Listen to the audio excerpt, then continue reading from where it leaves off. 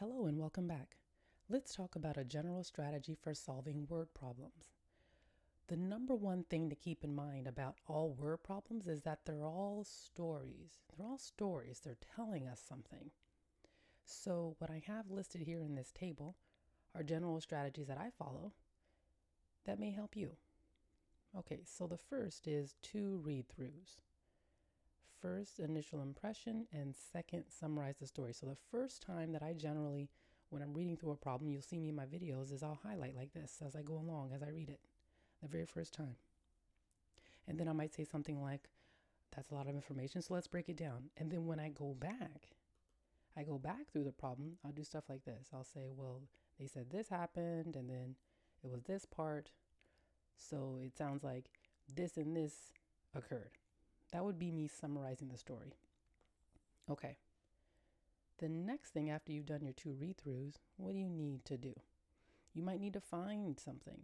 How many of something is needed? How much of something can you buy? How long will something take? How far? Where? When will something occur? Maybe you need to determine or interpret something. Like, is there enough of something?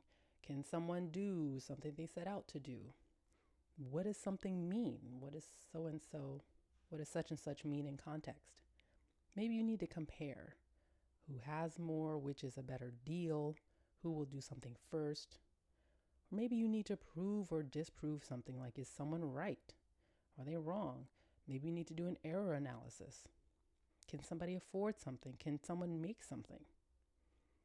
And then we need to think about, how does the given information help us solve the problem? So what are we given?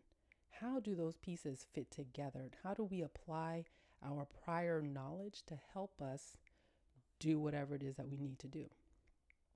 And then once we've gone through and done what we thought that we needed to do, we always at the end need to check that we answer the question.